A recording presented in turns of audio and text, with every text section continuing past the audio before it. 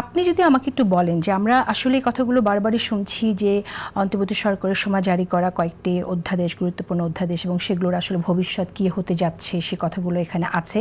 তার মধ্যে আপনি জানেন যে একটি হচ্ছে আপনার মানবাধিকার কমিশনের কথা আছে, গুম প্রতিরোধের জন্য যে আইন সে আলাপটা আছে, এবং সচিবালয়কে বিচার বিভাগের ক্ষেত্রে বিচারক নিয়োগ বা সচিবালয় পৃথক করার ক্ষেত্রে যে আলোচনাগুলো আছে সেই জায়গা থেকে আসলে স্পষ্ট না, অনেকের কাছে স্পষ্ট, আমার কাছেও স্পষ্ট না আসলে যে বিএনপি ঠিক কোন কোন কারণে এই কমিশনগুলো বাতিলের কথা বলছে বা স্থগিত রাখছে।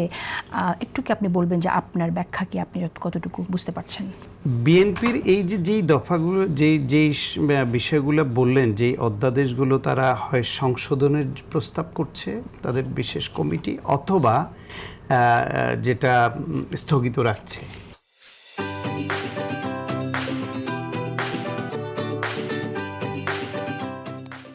এই যে বিশেষ করে আপনি মানবাধিকার বিষয়ক সুপ্রিম কোর্টের প্রধান বিচারপতি নিয়োগ সহ যেই বিষয়গুলি, এই বিষয়গুলো প্রত্যেকটাই আপনি দেখবেন বিএনপির 31 দফার মধ্যে অঙ্গীকারের মধ্যে আছে, তাদের ইস্তেহারের মধ্যে আছে।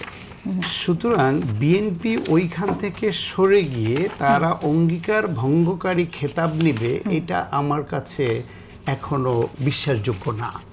বরং আমি যেটা মনে হয় যে বিভ্রান্তিটা ওই জায়গায় হচ্ছে যে ইন্টারিম গভর্নমেন্টের সময়ে যে অধ্যাদেশগুলো করেছে এই অধ্যাদেশগুলো বিএনপি পুরোপুরি ওইভাবে ওন করছে না, ফলে কোনোটা তাদের বাতিল করতে হচ্ছে, কোনোটা তাদের সংশোধনের জন্য তুলতে হচ্ছে। কিন্তু সংসদে আলোচনার মাধ্যমে তারা তাদের যে অঙ্গীকার ছিল সেই অঙ্গীকার মোতাবেক এর সবগুলোরই সংস্কার হবে। আগে যেভাবে ছিল হুবহু ওইভাবেই থাকবে, এটা হবে না, এটা বিএনপি করবে না। প্লাস এটা বিএনপি যদি করে সেটা দেশের মানুষও মানবে না। ফলে আমার ধারণা একটু আগাম হয়ে যাচ্ছে এই সন্দেহ পোষণ করাটা যে এইটা বিএনপি সংসদে তুলছে বা স্থগিত রাখছে, তার মানে হচ্ছে এই বিষয়ে বিএনপি সংস্কার করবে না, এমন নয়।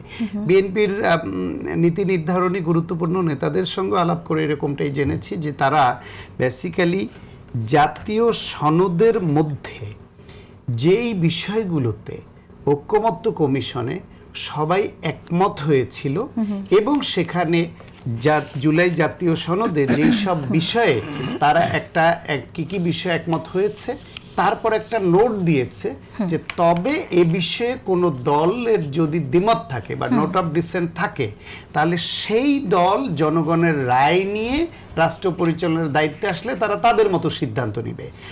জুলাই সনদে যেভাবে যা কিছু ছিল সেটা হচ্ছে সকল রাজনৈতিক দলের একমত পোষণ করার একটা দলিল, এবং সেখানে যেখানে যেখানে নোট অফ ডিসেন্ট আছে বা দ্বিমত আছে সেটাও তারা জনগণের রায় অনুসারে ওই বিবেচনা বোধ থেকে কাজ করবে, সেই সিদ্ধান্ত দেওয়া আছে।